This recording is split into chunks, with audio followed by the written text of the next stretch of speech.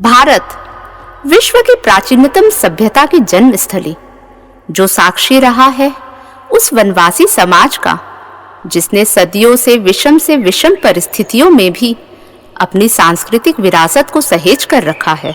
वनवासी समाज प्रकृति का पूजक भी है एवं उसका संरक्षक भी। मूलतः उनका जीवन यापन प्राकृतिक संसाधनों पर ही निर्भर करता रहा है, परंतु कालांतर में देश में परिस्थितियां बदली है। कई वर्गों द्वारा उनका सामाजिक, सांस्कृतिक एवं आर्थिक शोषण हुआ है।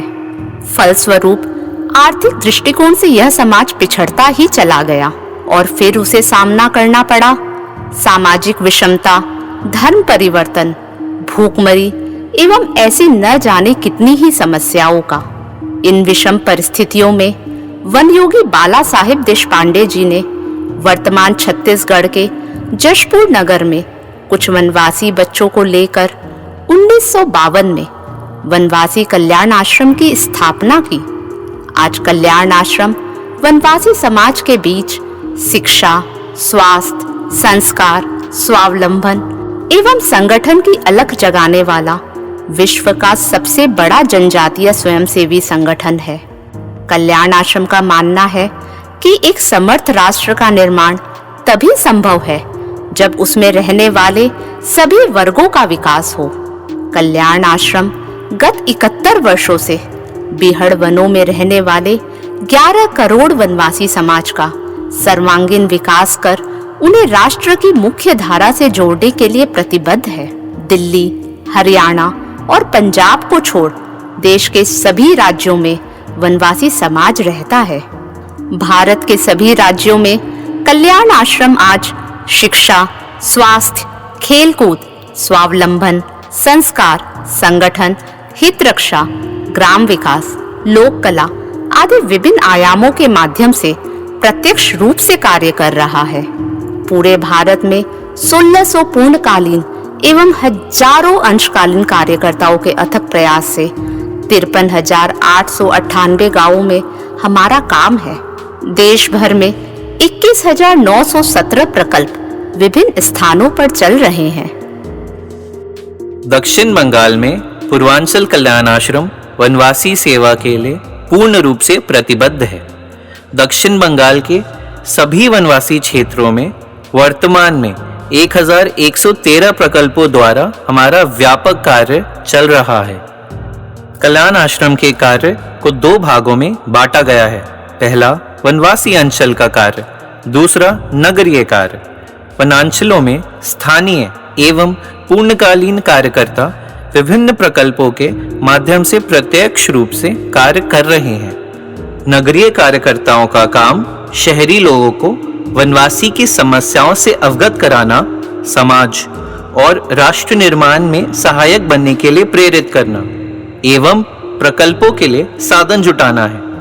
देश भर के सारे सेवा प्रकल्प शहरी समाज के आर्थिक सहयोग से ही सुचारू रूप से चल रहे हैं। किसी भी समाज के पूर्ण उत्थान में सबसे अधिक महत्व शिक्षा का है। गांवों में वनवासी शिशुओं के लिए शिशु शिक्षा केंद्र चलाए जाते हैं। वर्तमान में लगभग 500 शिशु शिक्षा केंद्र चल रहे हैं। वहां बच्चों को अक्षर ज्ञान और अंक ज्ञान के साथ संस्कार भी दिए जाते हैं। वनवासी बच्चे माध्यमिक, उच्च माध्यमिक शिक्षा प्राप्त कर सकें, इसको ध्यान में रखते हुए कल्याण आश्रम ने कई छात्रावास बनवाए हैं। दक्षिण बंगाल में 8 बालकों के लिए, 2 बालिकाओं के लिए कुल 10 छात्रावास हैं। यहाँ रहने वाले बच्चों को पढ़ाई करने के लिए हर तरह की सुविधा देने का प्रयास कल्याण आश्रम करता है। बच्चों को स्थानीय शिक्षकों की सहायता दी जाती है। कल्याण आश्रम छात्रावास के बच्चों के लिए ई-विद्या के माध्यम से ऑनलाइन ट्यूशन क्लास भी चला रहा है। शिक्षा के साथ साथ वनवासी अपनी धर्म संस्कृति से जुड़ा रहे, अपनी धार्मिक आस्थाओं के प्रति उनके मन में श्रद्धा एवं दृढ़ता बनी रहे, ये अत्यंत महत्वपूर्ण है। इस हेतु श्रद्धा जागरण केंद्र चल रहे हैं। दक्षिण बंगाल में श्रद्धा जागरण के 34 केंद्र हैं। किसी भी बच्चे के पूर्ण विकास के लिए खेलकूद की भी उतनी ही आवश्यकता है जितनी पढ़ाई की। वनवासी बच्चों में खेल कूद को लेकर एक अलग ही रुचि एवं प्रतिभा विद्यमान है। खासकर तीरंदाजी में सबसे ज्यादा निपुणता देखने को मिलती है। वनवासी बच्चों के लिए दक्षिण बंगाल में 108 खेलकूद केंद्र हैं। आज इन केंद्रों से प्रशिक्षित बच्चे ओलंपिक तक अपनी पहुंच बना चुके हैं। स्वस्थ समाज से ही स्वस्थ राष्ट्र का निर्माण संभव है। वनांचलों में चिकित्सा की व्यवस्था नगण्य है। प्राथमिक चिकित्सा की कुछ सुविधा हमारे केंद्रों में उपलब्ध होती है। इसके अलावा कल्याण आश्रम समय समय पर मेडिकल कैंपों का आयोजन करता है, जिसमें वनवासी बंधुओं का परीक्षण कर उन्हें दवा दी जाती है। आंखों से संबंधित बीमारी में आवश्यकता अनुसार चश्मे, दवाई एवं आंखों के ऑपरेशन की भी व्यवस्था की जाती है। इस पुनीत कार्य में शहर के डॉक्टर एवं मेडिकल छात्र स्वेच्छा से अपनी सेवाएं देते हैं। वर्षा जल संरक्षण हमारा एक महत्वपूर्ण आयाम है। वर्षा के जल को संरक्षित कर दूसरी खेती करने के लिए कल्याण आश्रम ने दक्षिण बंगाल में अभी तक 600 जलाशयों का निर्माण किया है। इस संग्रहित जल से वनवासी किसान एक अतिरिक्त फसल पैदा कर रहा है। साथ ही जलाशय के चारों ओर सब्जियां उगाने से कुपोषण की समस्या में भी कमी आई है। किसानों को गोबर और गोमूत्र से जैविक खेती करने के लिए भी प्रोत्साहित किया जा रहा है। वनवासी महिलाओं को आर्थिक रूप से स्वावलंबी बनाने के लिए कई स्थानों पर सिलाई प्रशिक्षण केंद्र खोले गए हैं, जिससे प्रशिक्षित होकर महिलाएं स्वयं रोजगार कर पा रही हैं। आज वनवासी बंधु अपने अधिकारों के प्रति जागरूक हो, इस दिशा में भी कल्याण आश्रम कार्यरत है। विभिन्न सरकारी एवं गैर सरकारी योजनाओं से अवगत कराने एवं इन योजनाओं का पूर्ण लाभ उन्हें प्राप्त हो, उसके लिए भी कल्याण आश्रम प्रयत्नशील है। अखिल भारतीय वनवासी कल्याण आश्रम के इस कार्य में कोलकाता, हावड़ा महानगर की अग्रणी भूमिका है। दोनों महानगरों में कुल 42 महिला एवं पुरुष समितियां और एक युवा समिति है। पूरे वर्ष हम रचनात्मक गतिविधियों के माध्यम से शहरी समाज को वनवासी समाज की समस्याओं से अवगत कराकर सामाजिक जागरण का प्रयास करते हैं।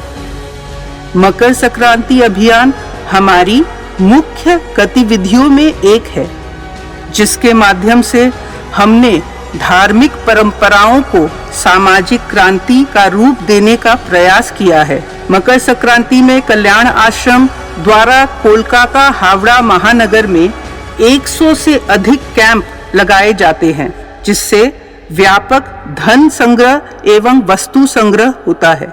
कल्याण आश्रम के नगरीय संगठन का महत्वपूर्ण प्रकल्प है सेवा पात्र।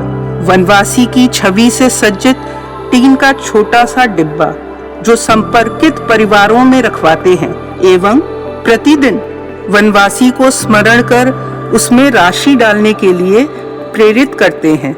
यह सेवा पात्र धन संग्रह के साथ परिवार में संस्कार निर्माण में भी सहायता करता है।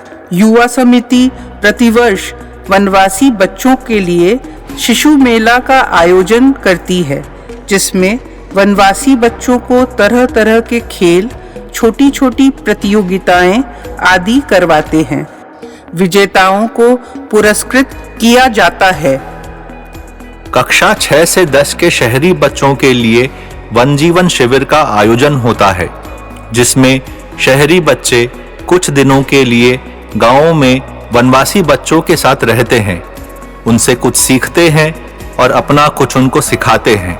इसके अलावा राखी मेला, सिंधारा उत्सव आदि कार्यक्रमों से समाज के बीच हमारे कार्य का प्रचार होता है और नए कार्यकर्ता भी मिलते हैं। कार्यकर्ता अपने कार्य से निरंतर जुड़ा रहे और नई ऊर्जा के साथ इस राष्ट्रीय कार्य को कर सके, इसके लिए प्रतिवर्ष कार्यकर्ताओं का 2 दिवसीय प्रशिक्षण वर्ग होता है।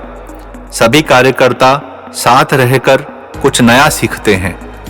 कल्याणाश्रम के कार्यों की विस्तृत जानकारी समाज तक पहुंचाने एवं वनवासी समाज से एकरस करने हेतु हर वर्ष वार्षिक उत्सव मनाया जाता है। सामाजिक जागरण के लिए समय समय पर विचार गोष्ठियों का भी आयोजन होता है।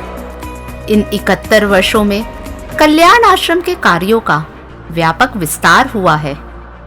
कुछ बच्चों को लेकर जो शुरुआत हुई थी, आज वह विशाल वट वृक्ष का रूप ले चुका है। वनवासी कल्याण आश्रम के विभिन्न प्रकल्पों एवं कार्यों से लाभान्वित होकर कई छात्रावास के बच्चों को राष्ट्रीय स्तर पर सम्मान प्राप्त हुआ है। हम प्रतीक रूप से कुछ वनवासी विभूतियों के बारे में जानेंगे। श्रीपति टूडू, आपने संथाली भाषा में संविधान को अनुवादित किया है। माननीय प्रधानमंत्री मोदी जी ने आपको मन की बात में आमंत्रित किया एवं आपके कार्य की सराहना भी की है। आप हमारे छात्रावास के छात्र रहे हैं। अनिल कुमार किस्कू, आपको संस्कृत एवं अन्य विषयों में प्रथम आने के लिए कानू मुर्मू अवार्ड प्राप्त हुआ। आप गोल्ड मेडलिस्ट भी हैं। आप भी हमारे छात्रावास के विद्यार्थी रहे हैं। तुलसी गौड़ा, आपको पर्यावरण योद्धा एवं जंगल की इंसाइक्लोपीडिया भी कहा जाता है। वृक्षों से आपका जीवंत संबंध है। उनके सुख दुख को आप हृदय से महसूस करती हैं। आपको सन 2020 में पद्मश्री से सम्मानित किया गया। पर्यावरण एवं प्रकृति की रक्षा जो हमारे कार्य का मुख्य उद्देश्य है, वही इनके जीवन का भी मुख्य ध्येय है। गुरु मां कमली सोरेन, आपको वनवासी की संस्कृति एवं सनातन धर्म की रक्षा के लिए सन 2022 में पद्मश्री से सम्मानित किया गया है। आप सीधे सीधे हमारे कार्य से जुड़ी हुई हैं।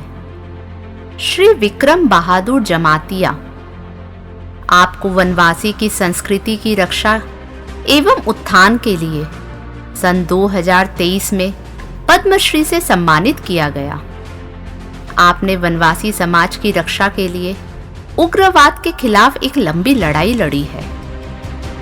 दुखो माझी, अति अल्प संसाधनों के साथ आप गत 65 वर्षों से वृक्ष लगा रहे हैं। आपकी विशेषता रही है कि आपने पेड़ों से ही कलम बनाकर असंख्य वृक्षों का रोपण किया है। इस वर्ष आपको आपके कार्य के लिए पद्मश्री से सम्मानित किया गया है। आपके अपने स्थानीय क्षेत्र में आप गाछ बाबा के नाम से प्रसिद्ध है। ठम्मा ताई, आप महाराष्ट्र में छात्रावास प्रमुख रही हैं। वनवासी के अधिकारों और उनके उत्थान हेतु अविरल कार्य करने के लिए आपको असंख्य सम्मान मिल चुके हैं।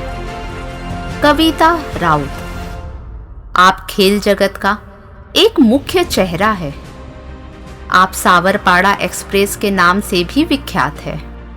आप कई राष्ट्रीय एवं अंतर्राष्ट्रीय दौड़ प्रतियोगिताओं में रजत, कांस्य एवं स्वर्ण पदक प्राप्त कर चुकी है। कल्याण आश्रम के प्रयासों से ही आपने यह ऊंचाइयां प्राप्त की है। नरेश डामोर, आपने कई अंतर्राष्ट्रीय तीर अंदाजी स्पर्धाओं में मेडल प्राप्त किए हैं। इस ऊंचाई तक पहुंचने में आपने सदैव ही कल्याण आश्रम से प्राप्त प्रेरणा एवं सहयोग को श्रेय दिया है। सुमन लता मुर्मू, झारखंड के दुमका की सुमन लता मुर्मू भी तीरंदाजी में एक उभरता हुआ नाम है। 250 से अधिक युवा वनवासी खिलाड़ियों को तीरंदाजी संघ तथा साई ने राष्ट्रीय प्रशिक्षण हेतु चयनित किया है। कई खिलाड़ियों को भारतीय सेना में भी अवसर मिला है। अनुसुईया उइके और वर्तमान महामहिम राष्ट्रपति द्रौपदी मुर्मू वनवासी समाज की है। आप परोक्ष रूप से हमारे कार्यों से जुड़ी हुई हैं। आज कल्याण आश्रम संयुक्त राष्ट्र में रजिस्टर्ड विश्व का सबसे बड़ा वनवासी संगठन है, लेकिन अभी भी बहुत कुछ करना है। अभी तो हमें हर एक वनवासी की कुटिया तक पहुंचना है, हर घर में दीप जलाना है, हर एक बंधु के कंधे पर हाथ रखना है, ताकि कोई भी विधर्मी ताकतें इनका धर्मांतरण ना कर सके, ना ही इनको कमजोर समझ इनको नुकसान पहुंचाने का साहस कर सके। देश भर में असंख्य ग्रामीण एवं नगरीय कार्यकर्ता हैं, जिनके अथक प्रयास से कार्य निरंतर बढ़ रहा है। पर हमें जरूरत है आप सभी सनातन संस्कृति को मानने वाले धर्मानुरागी राष्ट्रभक्तों की। आइए और इस राष्ट्र निर्माण में अपनी भूमिका निभाइए। वक्त है कम, लंबी मंजिल, कुछ तेज कदम चलना होगा। हे परम तपस्या के पथिकों, तुम्हें नूतन पथ गढ़ना होगा। भारत माता की जय।